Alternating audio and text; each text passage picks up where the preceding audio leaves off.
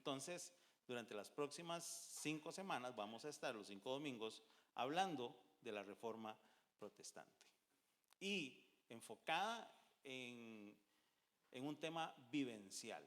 Entonces vamos a hacer una mezcla ahí, sobre todo hoy, que es como un tema introductorio, pero vamos a caminar en esa dirección. Así que vamos a orar. Señor, gracias porque tú eres bueno, porque tu bondad y tu misericordia se manifiesta sobre nuestras vidas cada día. Te pedimos que nos hables a través de tu palabra, la cual es viva y es eficaz. Creemos que tú a través de ella nos transformas y nos muestras el camino que debemos seguir para vivir conforme a tu voluntad. Ayúdanos a ser hacedores de tu palabra y no solamente oidores de ella. Amén. Refórmanos es el tema que nos va a consumir los domingos durante el mes de octubre y vamos a tratar de hacerlo como un desafío personal. Quisiera leer 2 Corintios capítulo 3, el verso 18, la segunda parte del versículo. En la Nueva Biblia Viva dice así: y el Espíritu del Señor nos va transformando de gloria en gloria y cada vez nos parecemos más a Él. En otras versiones la idea es la misma, ¿verdad? El pasaje es un pasaje muy lindo. Este es uno de los textos de 2 Corintios que me gusta mucho, ¿verdad? Y nos cuenta cómo Moisés, cuando entraba en la presencia de Dios, su rostro resplandecía y entonces él tenía que cubrir su rostro con un velo, ¿verdad? Porque era tal que irradiaba la presencia de Dios. Y dice que nosotros hoy, con la cara descubierta, sin tener que usar el velo, o sea que en nosotros se debe reflejar, o el producto de nuestra relación con Dios es que se refleje la gloria de Dios. Que nosotros seamos reflejos de Jesucristo, a quien somos llamados a imitar y a parecernos.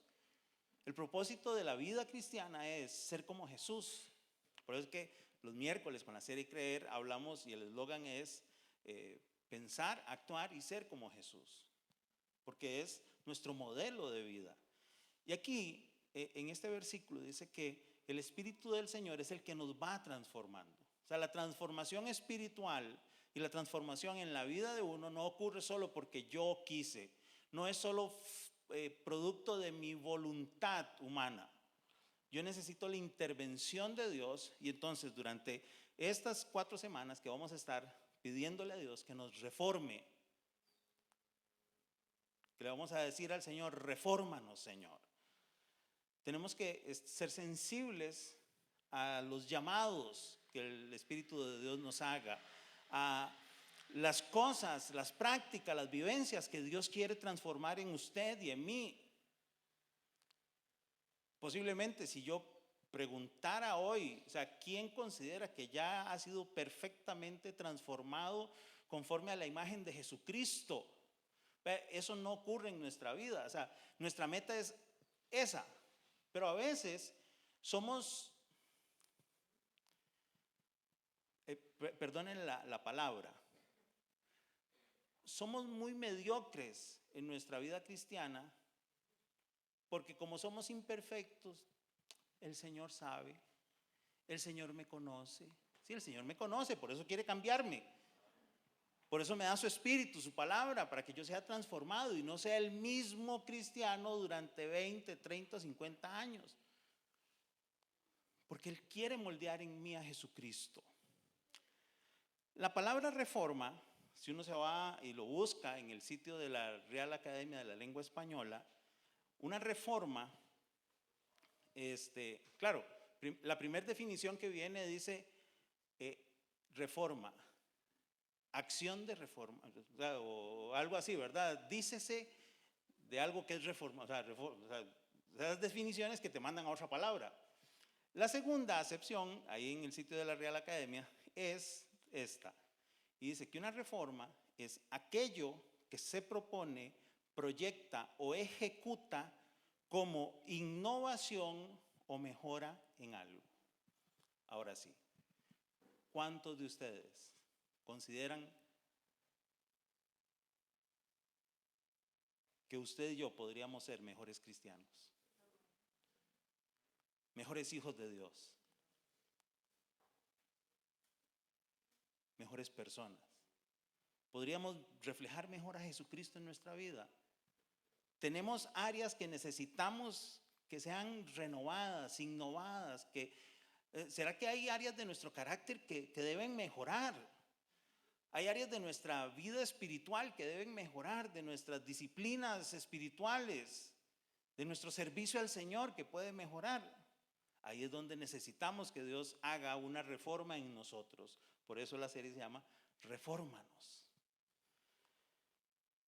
En segundo lugar, otra definición que me encontré por ahí decía que la reforma es una modificación de una cosa con el fin de mejorarla. Si yo lo pongo en términos espirituales, y es lo que yo he sentido, es que yo soy la cosa. No le voy a poner a usted decirle al que tiene a la par y le diga yo soy la cosa, y porque el esposo o la esposa le puede decir sí, ya lo sabía. Pero yo soy quien debe ser mejorado, modificado. Yo soy. Porque eso no es un asunto de necesitamos reformar la iglesia. Sí, la iglesia necesita ser reformada. ¿Y quiénes somos la iglesia? Usted y yo. El Señor reforma la iglesia uno por uno. Hoy necesitamos una reforma en la vida de todos aquellos que somos parte de la iglesia.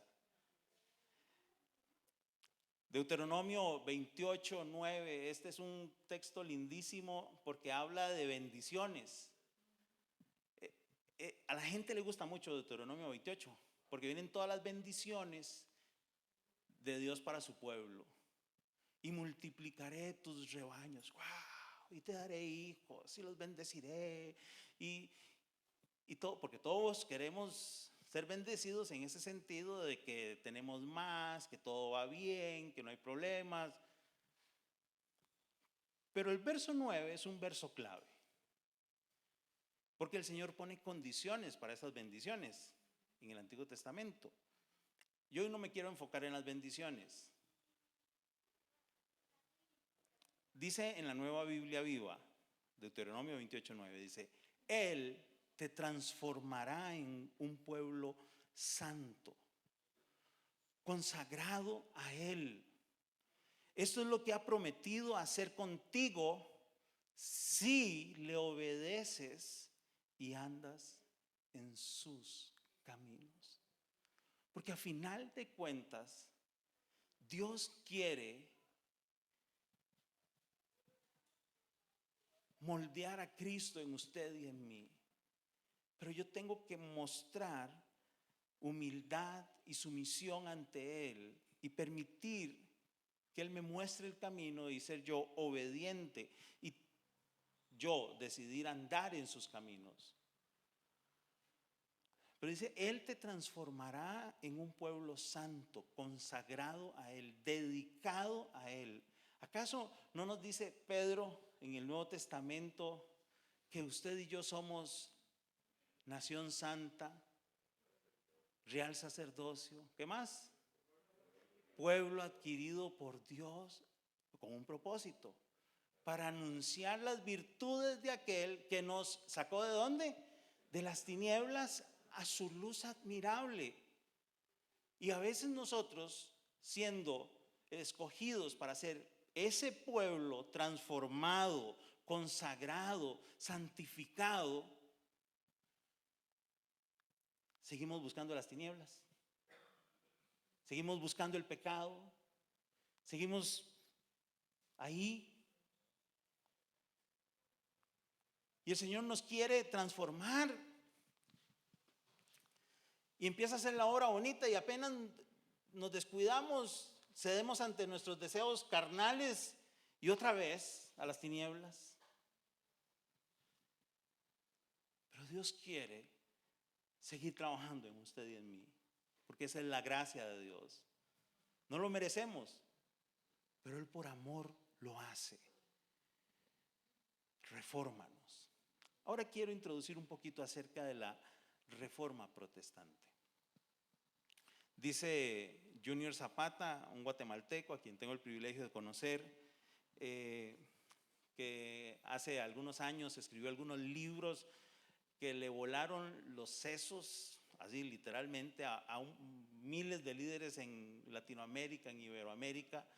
El hombre es un filósofo y un analista de la iglesia, y él tiene algunos planteamientos muy llamativos que lo dejan a uno pensando, ¿verdad?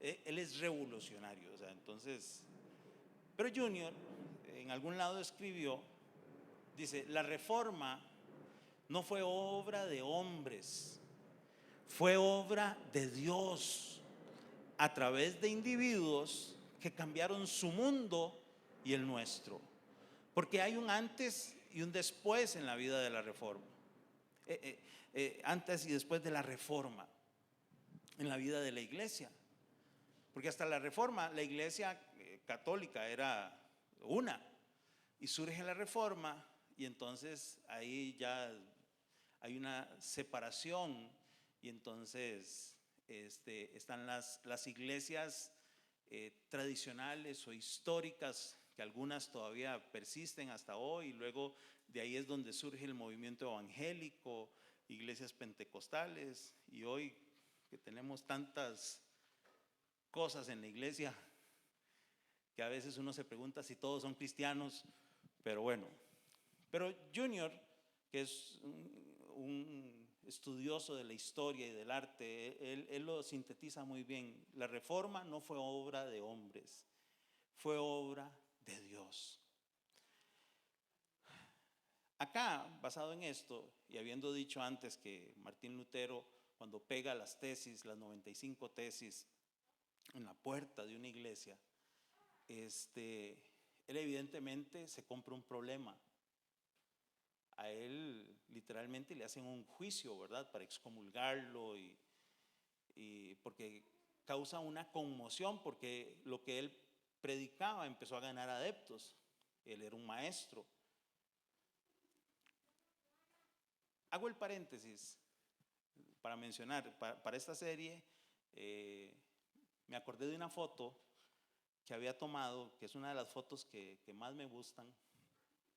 Posiblemente hoy la subo, bueno, ahí no se ve muy bien, ahí tal vez, porque la foto la modifiqué, ¿verdad?, para hacer como un background de la presentación, bueno, para hacer varios. La foto, porque Martín Lutero pega sus tesis en la puerta de una iglesia. Yo esta foto la tomé en Roma, estando en un viaje misionero, había un día libre, me habían asaltado, había perdido toda la plata mía, que no era mucha, pero era plata. Mis tarjetas, mi cédula, mi pasaporte. Si usted quiere conocer algún día a un indocumentado en Europa, yo fui indocumentado en Europa. Me robaron la plata del grupo, que era con lo que el grupo teníamos que comer y pagar el lugar donde nos hospedábamos.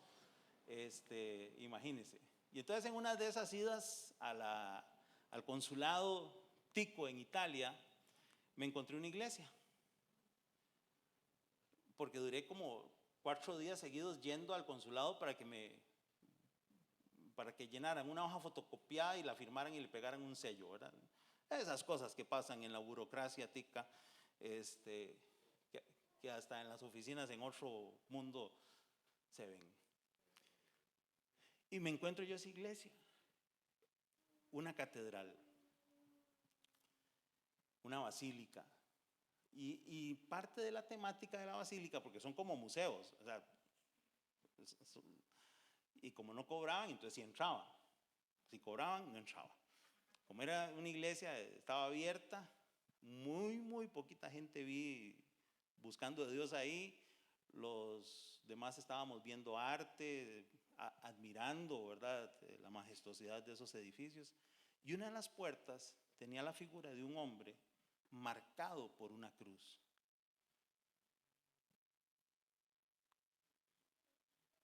Y entonces hice la analogía, recordé esa foto, porque siempre me ha impactado, porque yo creo que eso somos nosotros. Tenemos que ser hombres y mujeres marcados por la cruz de Cristo. O sea, que Cristo se note en nosotros. Y eso es así como muy, muy fuerte, ¿verdad? Es una escultura en una puerta. Y entonces yo dije, bueno, Lutero pegó sus tesis en la puerta, y en esta foto había la puerta de alguien, de una persona marcada por la cruz. Yo creo que hoy la reforma que necesitamos, más que rebelarnos contra un sistema, es dejar que Dios moldee en usted y en mí a Cristo. Cuando Lutero pega esas tesis, empieza todo un proceso en la iglesia, ¿verdad? A él vienen y le preguntan, y entonces él tiene que defenderse. Parte de lo que él dice en su defensa es lo siguiente, y lo voy a leer aquí, no está en la presentación, está aquí. Dice, Lutero dijo: que se me convenza mediante testimonios de las Escrituras y claros argumentos de la razón, porque no le creo ni al Papa ni a los concilios, ya que está demostrado que a menudo han errado, contradiciéndose a sí mismos. Ese es como el paréntesis, ¿verdad? Y claros argumentos de la razón, por los textos de la Sagrada Escritura que he citado, estoy sometido a mi conciencia y ligado a la palabra de Dios. Por eso no puedo ni quiero retractarme de nada, porque hacer algo en contra de la conciencia no es seguro ni saludable. No puedo hacer otra cosa. Esta es mi postura. Que Dios me ayude. Amén. Eso es solo una parte de su defensa. Pero wow. Alguien que tenía claro que tenía que enfocarse en la Escritura. Vea, hoy como iglesia uno oye cada cosa en el ámbito evangélico, pentecostal o neopentecostal. Cada enseñanza que está salida totalmente de la sana doctrina.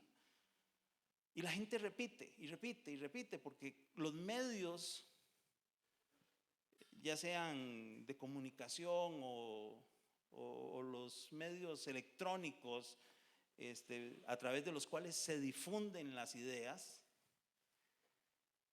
o sea, convencen a la gente. Estamos en medio de una pandemia. Hay un problema porque hay un porcentaje alto de la población que no quiere vacunarse. Hay un porcentaje alto de la población que se puso primera dosis y no quiere la segunda. Esta semana leí una noticia que a mí me pone a pensar. Un ingeniero en informática de un hospital de la zona norte, que dice que él no se pone la vacuna porque no quiere que lo espíe un satélite ruso. En serio, o sea, y yo me quedo asombrado. Y uno dice,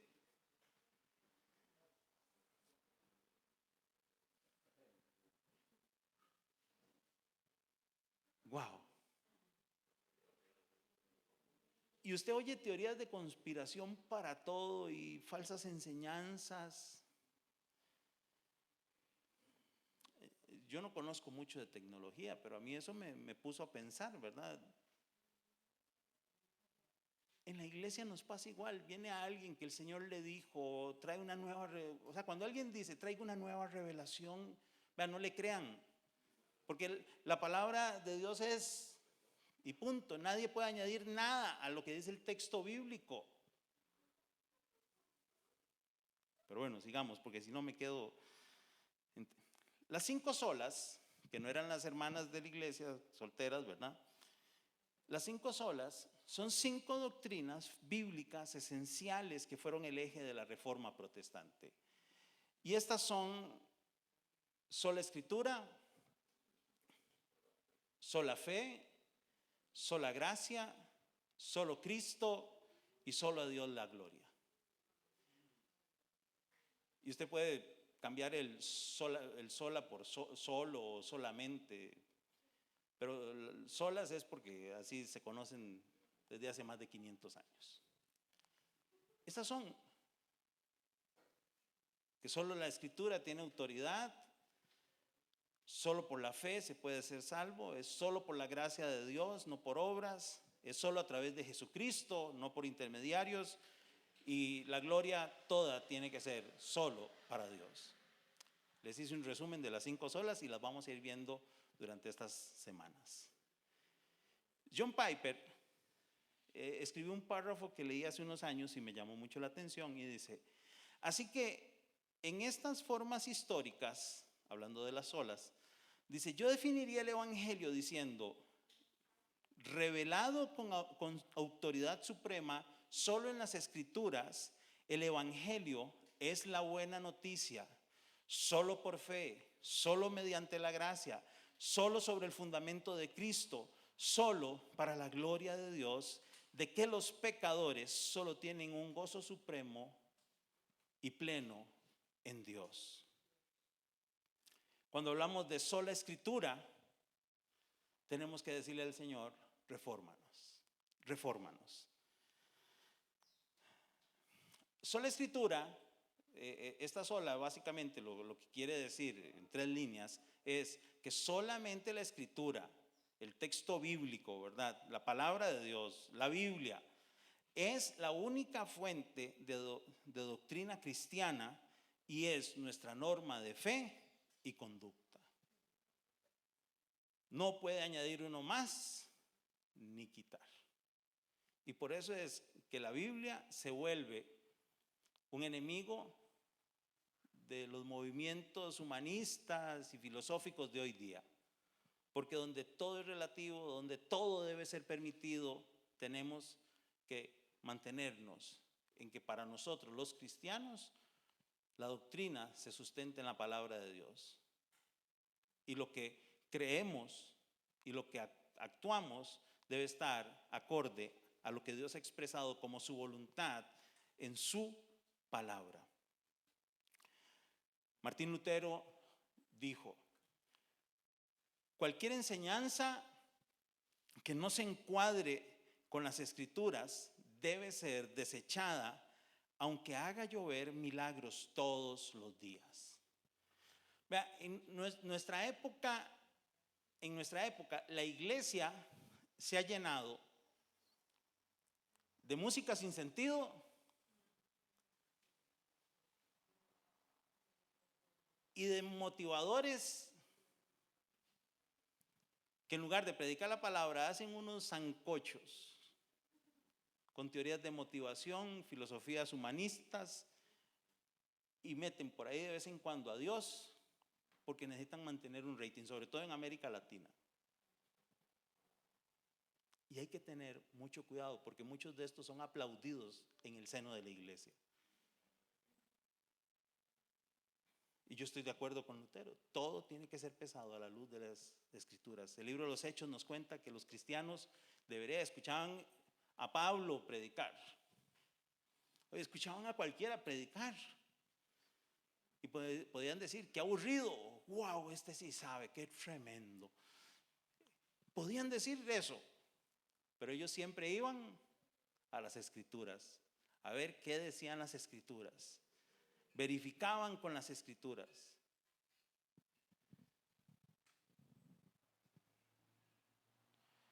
Otra frase de Lutero es, doy gracias a Dios por mis opositores, pues ellos me han inclinado a buscar más ardiente a Cristo en las Escrituras. Él sabía que tenía que estar preparado para mantenerse firme. Nosotros no podemos permanecer firmes hoy si no le damos a las Escrituras el lugar que deben de tener en nuestra vida. John Wycliffe, otro personaje de la historia del cristianismo, dice, mientras tenga aliento, mientras viva, hablaré y defenderé la palabra de Dios con mi propia vida. Estoy dispuesto a defender lo que creo aún a costa de mi propia vida. John Wycliffe generó un movimiento de traducción bíblica que es una de las cosas que ha permitido que el evangelio se esparza por todo el mundo. Y aún la iglesia tiene la tarea de llevar las buenas nuevas de salvación a muchos lugares. Juan Hus o John Hus dijo: busca la verdad, escucha la verdad, enseña la verdad, ama la verdad, vive la verdad y defiende la verdad hasta la muerte. Estas eran las convicciones que tenían estos personajes. Y cuando hablamos de solo la Escritura, es porque creemos que la palabra nos reforma, la palabra nos cambia. Dice Lucas 11:28.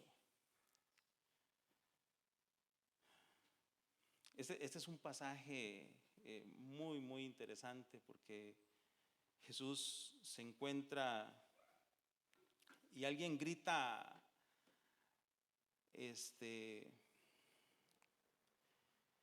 algo como esto: dichosa tu madre, la que te dio a luz. Dependiendo de la Biblia en que uno lea, puede encontrárselo distinto.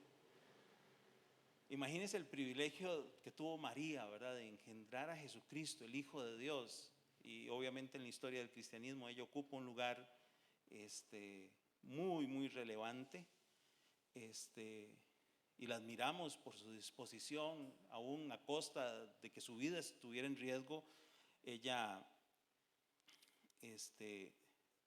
dijo: aquí estoy, soy tu sierva, hágase en mí conforme a tu voluntad.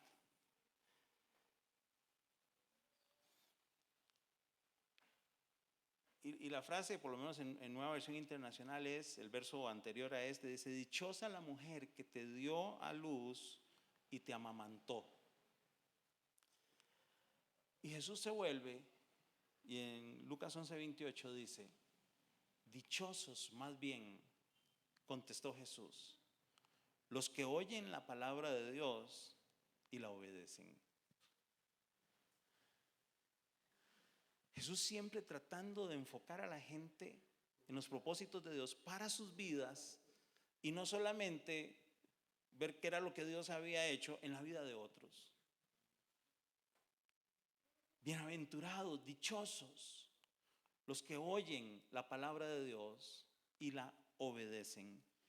Segunda de Timoteo 3, 16, 17, que lo hemos leído muchas veces, dice: toda la Escritura es inspirada por Dios y útil para enseñar, para reprender, para corregir y para instruir en la justicia, a fin de que el siervo de Dios esté enteramente capacitado para toda buena obra.